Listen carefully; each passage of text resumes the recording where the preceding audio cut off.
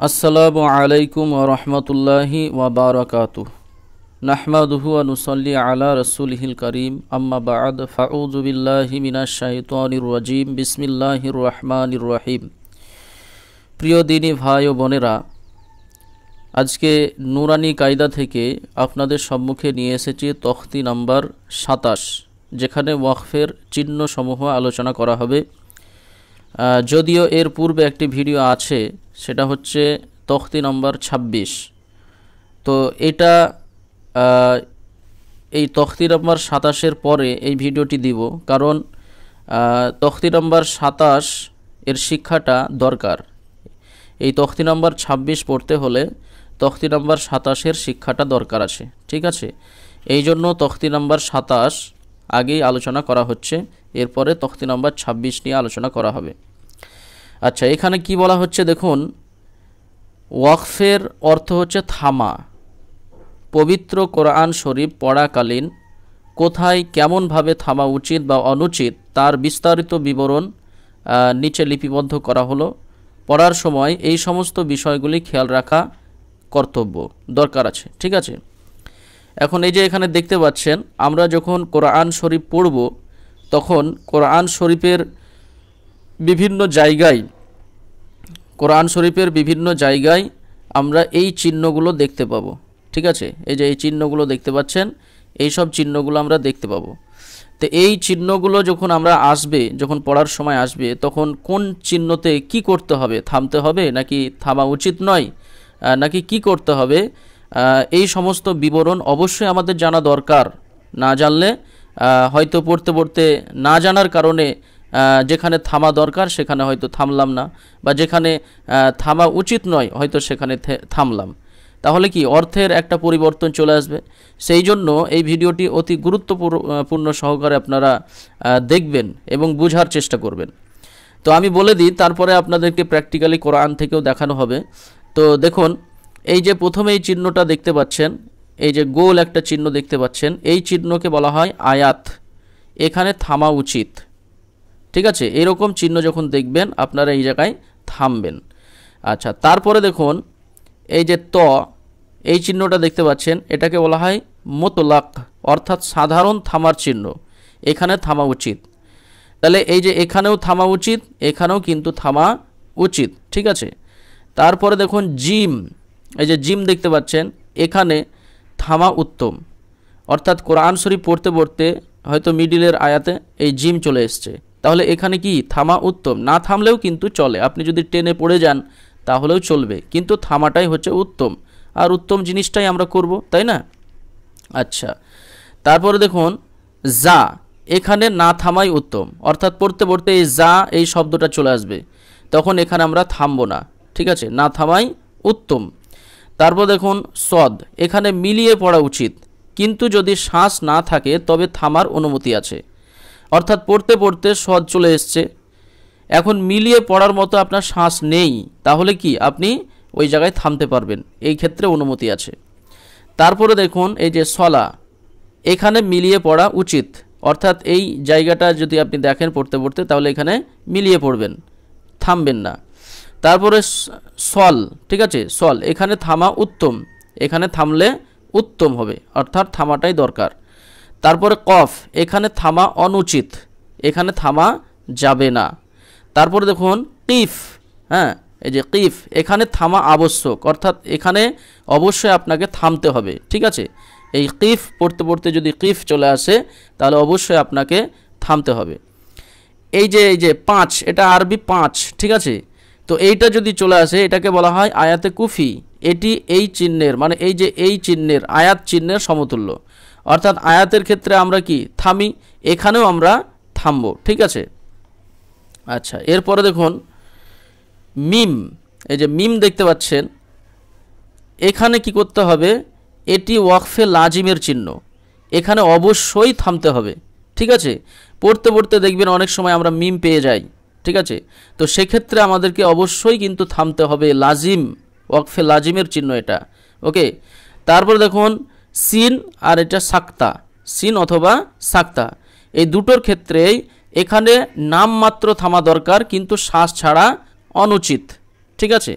এখানে নাম মাত্র থামবেন, কিন্তু শ্বাস ছাড়া যাবে না। যেমন এই যে আপনাদেরকে দেখাই, এই যে এখানে এই যে সাক্তা আছে, ঠিক আছে, এই যে সাক্তা আপনারা দেখতে পাচ্ছেন, এই যে এখানে আছে সাক্তা, এখানে আছে সাক্তা। তো এখানে নাম মাত্র ছাড়বেন কিভাবে? কাল্লা বাল রনা, ঠিক আছে, আমি কিন্তু ছাড়লাম কিন্তু শ্বাসটা আমার আছেই, ঠিক আছে, এইরকমভাবে ছাড়বেন। কাল্লা বাল রনা, কাল্লা বাল রনা, ঠিক আছে, এইভাবে পড়তে হবে এটা। এটা হচ্ছে সাক্তা। সিনের ক্ষেত্রেও কিন্তু এটা করবেন, ঠিক আছে। আচ্ছা, এরপরে দেখুন এই যে ওয়াকাফা, ঠিক আছে, ওয়াকাফা, এখানে কি সাক্তা অপেক্ষাকৃত বেশিক্ষণ থামতে হবে, কিন্তু শ্বাস ছাড়া অনুচিত। অর্থাৎ সাক্তাতে আমরা নামমাত্র থামলাম কিন্তু শ্বাস ছাড়িনি, এখানে সাক্তা অপেক্ষা একটু বেশি থামবো, কিন্তু শ্বাস আমাদের ছাড়া যাবে না। ওকে, আচ্ছা, এরপরে দেখুন এই যে লাম আলিফ, হ্যাঁ, এই চিহ্ন যে সমস্ত আয়াতের উপরে থাকে সেখানে থামা বা না থামায় অর্থের কোনো পরিবর্তন হয় না। অর্থাৎ আমরা দেখবেন আয়াতের উপরে, আয়াত চিহ্নের উপরে এই লামটা, লাম আলিফ দেখতে পাই। তাহলে সেক্ষেত্রে আপনি থামতেও পারেন, না থামতেও পারেন, মানে থামাতে বা না থামাতে আয়াতের কোনো এই পরিবর্তন হবে না, মানে অর্থের কোনো পরিবর্তন হবে না।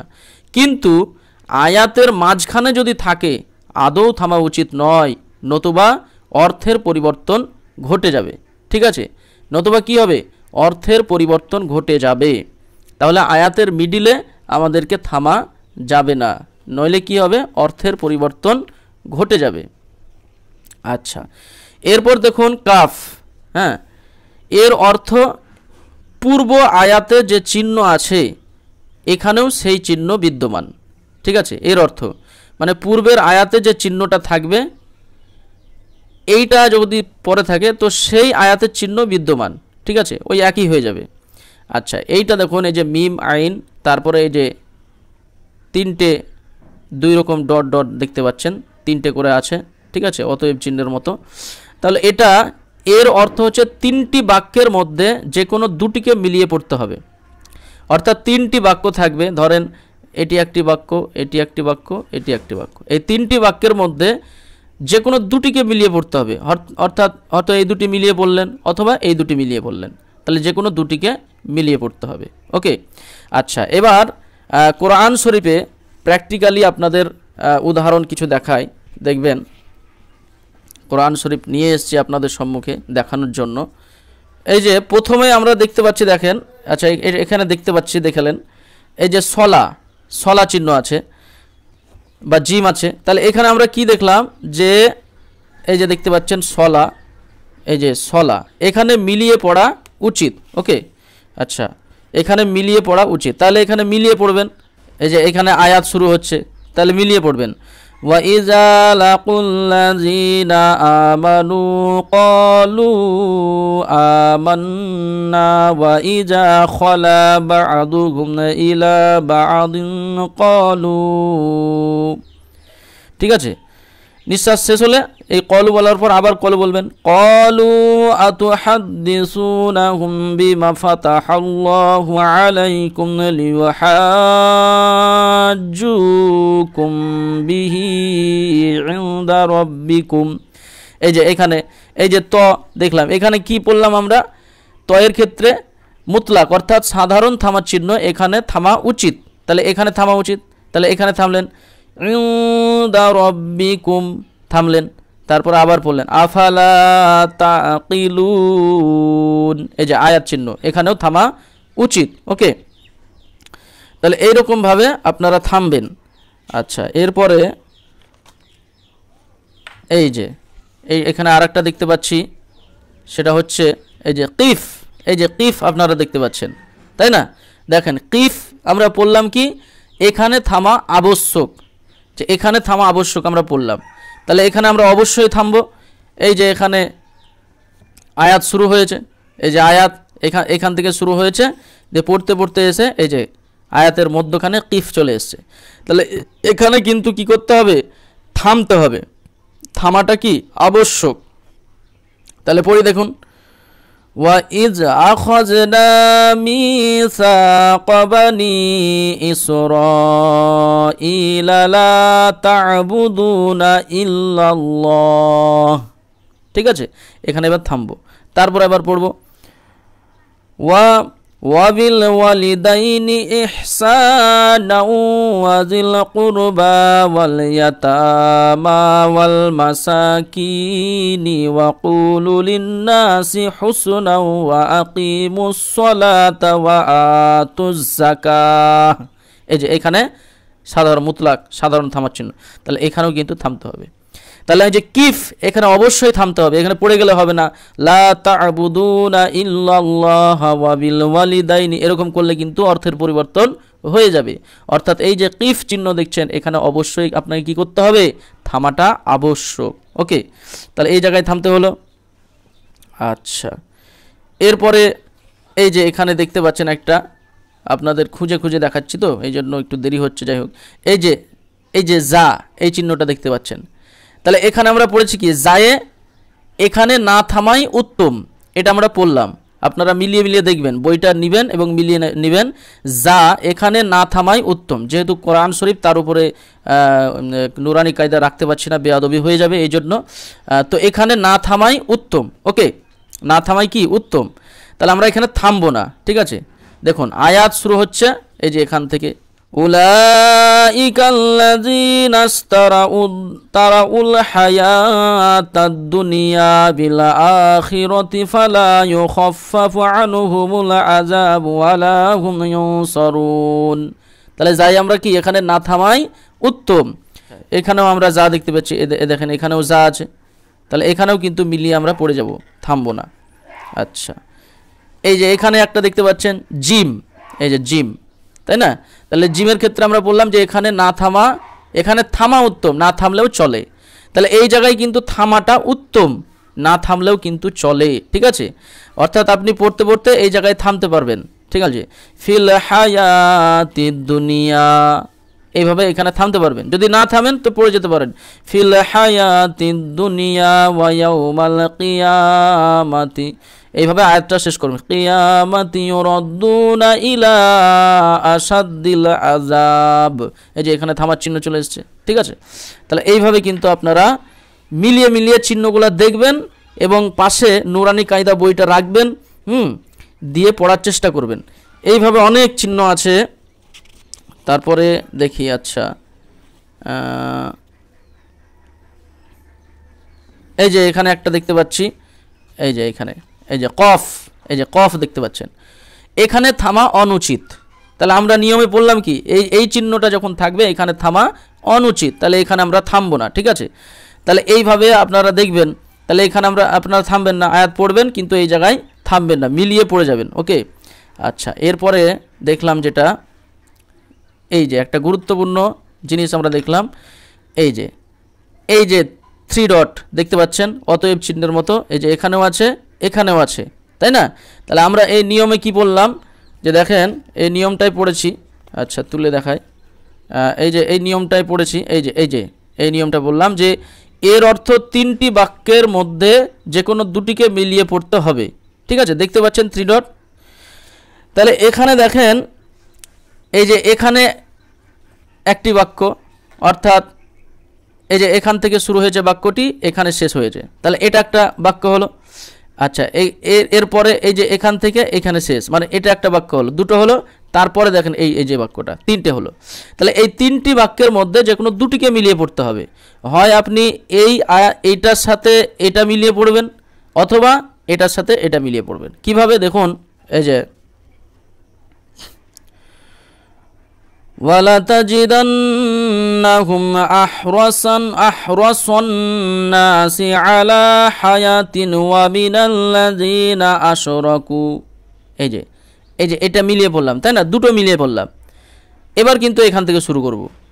ইয়াওয়াদ্দু আহাদুকুম লাউ ইউআম্মারু আলফা সানাহ, এই যে জিম চলে এসছে। তাহলে জিমের ক্ষেত্রে আমরা বললাম কি এখানে থামা উত্তম, তার জন্য এখানে সানাহ বলে থামলাম। ওকে, তাহলে এইভাবে কিন্তু পড়তে হবে। আচ্ছা, প্রথম নিয়ম হচ্ছে কি এই দুটোর সাথে মিলিয়ে পড়তে পারি প্রথম দুটোর সাথে, অথবা এটার সাথে এটা। কিভাবে দেখুন আরেকবার পড়ছি, ওয়ালা তাজিদান্নাহুম আহরাসান নাসি আলা হায়াতিন ওয়া মিনাল্লাযিনা আসরাকু, ঠিক আছে, আসরাকু। তাহলে এটা হলো মিলিয়ে পড়া। আবার এরকম পড়তে পারি, ওয়ালা তাজিদান্নাহুম আহরাসান নাসি আলা হায়াত, ঠিক আছে। এবার এখান থেকে ওয়া মিনাল্লাযিনা আশরাকু ইয়াওয়াদ্দু আহাদুহুম লাউ ইউআম্মারু আলফা সানাহ, ঠিক আছে। তাহলে এইভাবে এটা পড়বেন। এই তিনটে বাক্যের মধ্যে হয়তো প্রথম দুটি মিলিয়ে নিলেন, অথবা প্রথম বাক্য থেমে পরের দুটো বাক্য একসঙ্গে মিলিয়ে বললেন। তাহলে এইভাবে কিন্তু পড়বেন, ঠিক আছে। তাহলে এরকম অনেক চিহ্ন আছে। আচ্ছা, এইরকম চিহ্নটা আপনারা এতেও দেখতে পাবেন সূরা কদরে, ঠিক আছে। সূরা কদর আমি দেখাচ্ছি, এই যে এখানে রয়েছে, দেখেন, এই যে 3 ডট দেখতে পাচ্ছেন, এই যে 3 ডট দেখতে পাচ্ছেন, ঠিক আছে। তাহলে এখানে কি, তানাজ্জালুল মালাইকাতু ওয়ার রূহু ফিহা বিইযনি রাব্বিহিম মিন কুল্লি আমর। তাহলে এইভাবে পড়তে পারেন। এটা একটা বাক্য, এটা একটা বাক্য, এটা তিনটে বাক্য দিয়ে আবার এটার সাথে এটা মিলাতে পারেন। সালামুন হিয়া হাত্তা মাতুলাইল ফাজর, ওকে। অথবা এইভাবে পড়তে পারেন, তানাজ্জালুল মালাইকাতু ওয়ার রূহু ফিহা বিইযনি রাব্বিহিম মিন কুল্লি আমরিন সালাম।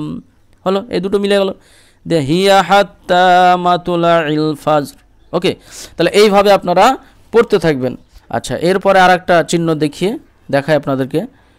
এই যে দেখতে পাচ্ছেন, এই যে লাম আলিফ দেখতে পাচ্ছেন, এই যে লাম আলিফ, ওকে। এই যে লাম আলিফ, ওকে।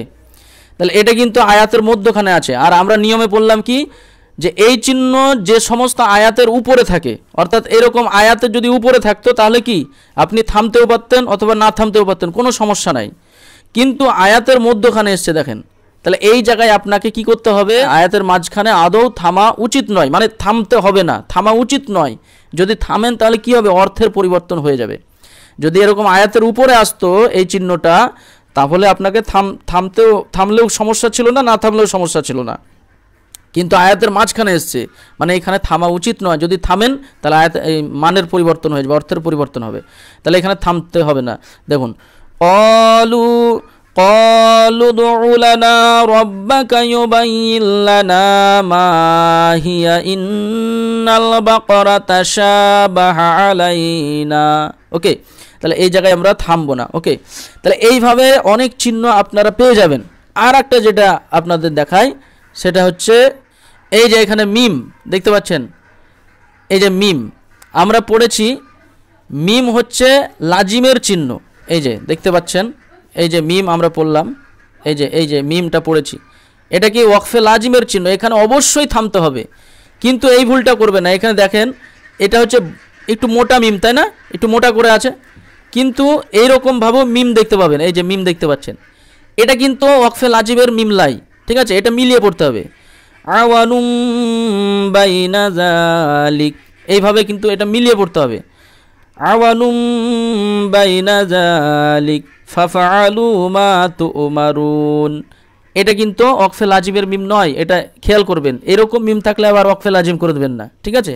এই যে দেখছেন, এখানেও একটি মিম রয়েছে, এটাও কিন্তু ওয়াকফে লাজিমের মিম নয়, ঠিক আছে। এই যে দেখতে পাচ্ছেন, এটাও কিন্তু ওয়াকফে লাজিমের মিম নয়। এটা একসঙ্গে মিলিয়ে পড়তে হবে, খালিকুম বাশারম, এখানে মিলিয়ে পড়তে হবে।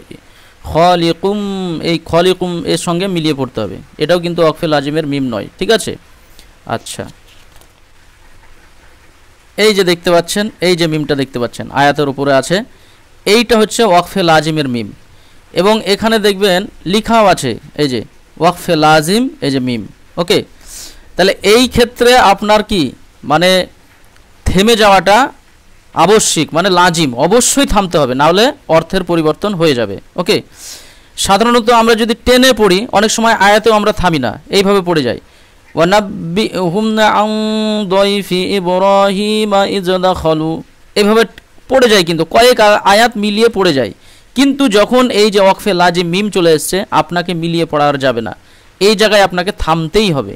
এই যে মিম দেখতে পাচ্ছেন, আচ্ছা, এই আয়াতের ওপরেও থাকে, আবার কোনো আয়াতের মধ্যখানেও থাকতে পারে এরকম মিম, ওয়াকফে লাজিম, ঠিক আছে, ওটাও আপনাকে দেখাচ্ছি।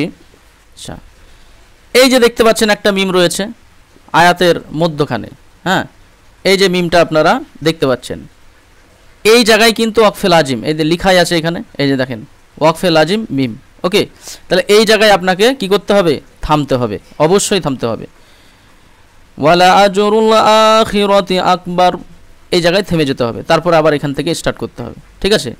তো প্রিয় দিনী ভাই বোনেরা, ভিডিওটি লম্বা হয়ে যাচ্ছে সেহেতু এইভাবে আপনারা নুরানি কায়দা বইটা সাথে নেবেন এবং প্রতিটা চিহ্ন ধরে ধরে আপনারা কোরআন শরীফ প্র্যাকটিক্যালি বোঝার চেষ্টা করবেন। ওকে, আজকের ভিডিও এখান থেকেই শেষ করছি। যদি কোনো বুঝতে অসুবিধা হয় কমেন্টে জানাবেন। আসসালামু আলাইকুম ওয়া রাহমাতুল্লাহি ওয়া বারাকাতুহু।